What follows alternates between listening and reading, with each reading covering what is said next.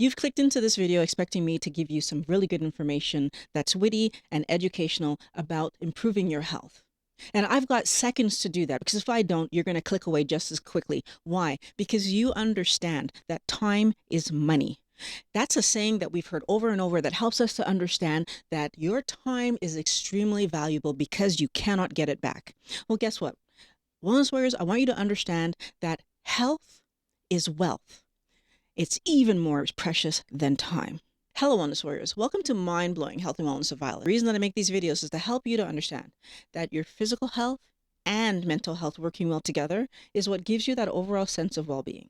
If this is something that you're working on, subscribe, because I make new videos every week.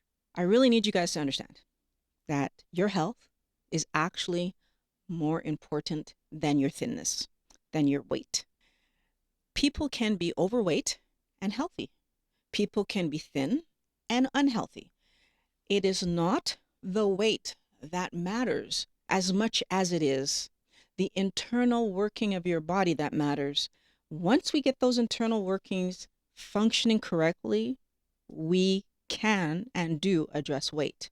What's the most important for all of us to really allow ourselves to understand is that the food that you eat are the building blocks of your body, and they determine whether you're building a healthy body or an unhealthy body. If you build a healthy body, then your body will regulate its weight. If you build an unhealthy body, you will need to fight your body to regulate your weight. So putting that in perspective, we live in a society that tells us that the most important thing we can be is thin. And yet, I can guarantee you, every one of you, that if you were to be sick, like really sick, you are not going to care how much you weigh. That's a guarantee. Why? Because staying alive is so much more important. Staying alive helps us to be able to regulate our weight at some point. Your body prioritizes your health. And one of the things that I struggle to help people to understand, but I need every wellness warrior to understand, is that if your body is gaining weight, your body is gaining weight because it's trying to protect you from whatever toxins you are ingesting that it is storing safely away in your fat. That's a hard one for a lot of people to understand. When I tell people that sugar is a toxin, they don't understand. But if we consider that our body can only manage to have 5 grams of carbohydrate floating around in the blood at any particular point in time, but we eat, so the average American, average Canadian eats 300 grams in a day. What do we think our body is doing with those extra sugars, that 295, well, that 300 grams actually, because there's already 5 grams in me. What do I think my body's doing with that? My body is safely storing that carb away as fat so that I don't die, because I have 5 grams of carbs in me at all times. We falsely believe that if we're thin, everything will be okay. And I'm not saying that every single thin person walking on the planet is ill. I'm not saying that, because there are lots of people who are thin because they eat appropriately and their body is at a regular weight. The thing that I want us to think about is that getting to your goal weight does not automatically equal now I'm happy. Getting to my goal weight does not automatically equal now I'm healthy either. If I force my body down to my goal weight by severely restricting my food intake, so the calories in, calories out model, I'm harming my body. I'm putting my body under stress, and my body is going to fight to keep me healthy. So what oftentimes ends up happening in those stories is that when I bring my calorie count really, really low, my body adjusts itself to match the amount of energy, because it doesn't understand calories, but it does understand that there's less energy coming in today than was coming in 2 days ago or a week ago.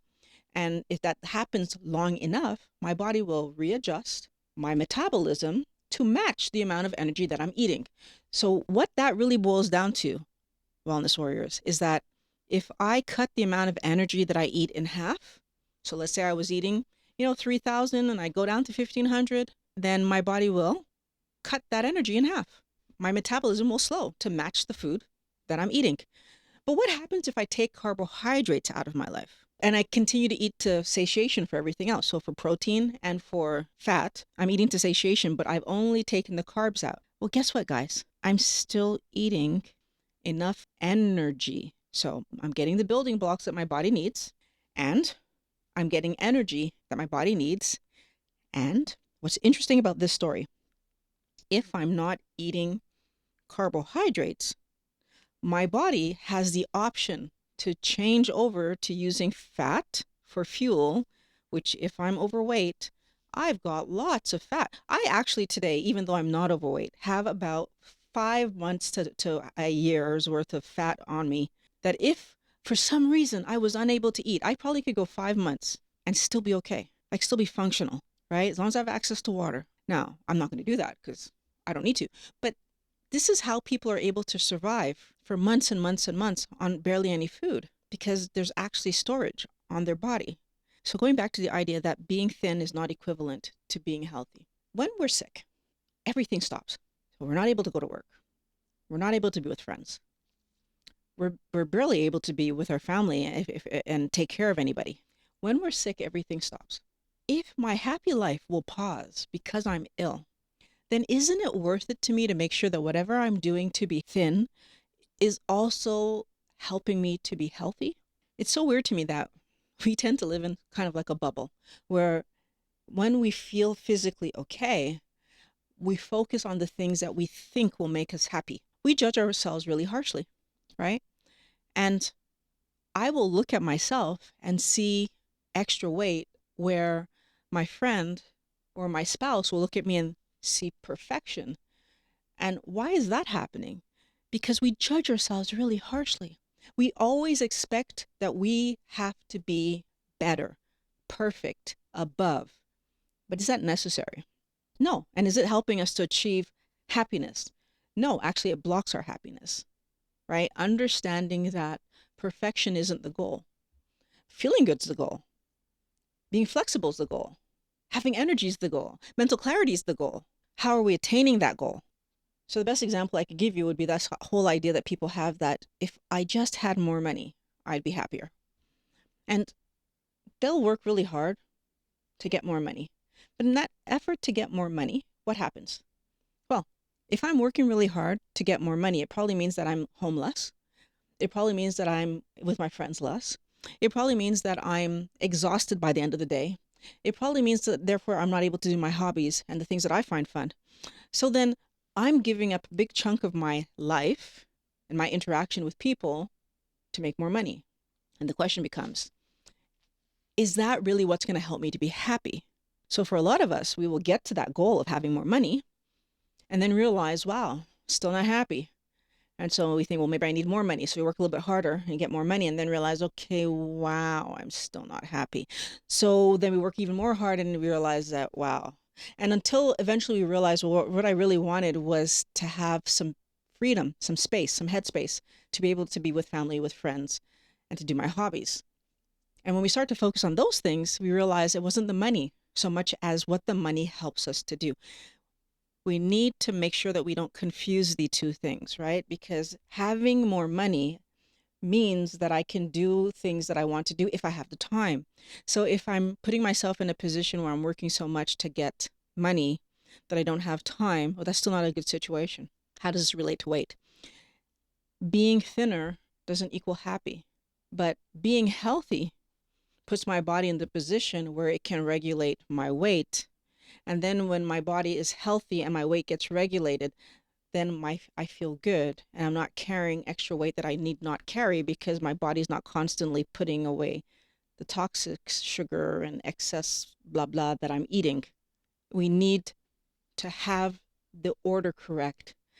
If you are healthy, your body can regulate your weight. If you're unhealthy, your body cannot regulate your weight because it's working too hard to try to keep you healthy.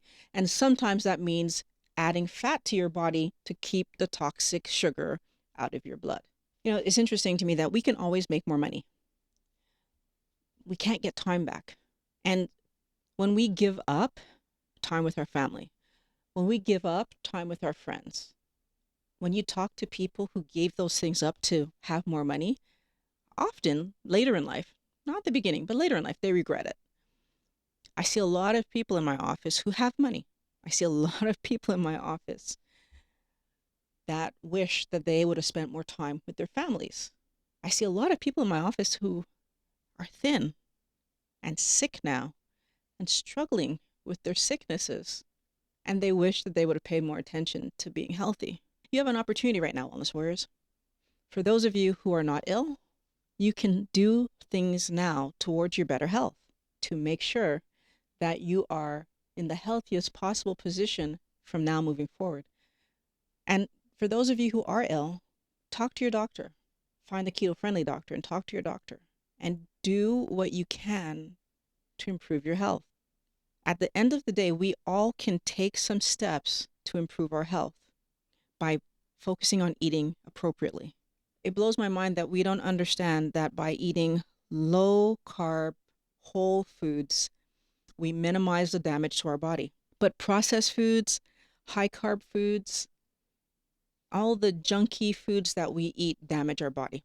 If you would like a healthy body that's going to carry you forward through the rest of your years, you need to understand that your health is actually your wealth, and you need to treat it appropriately.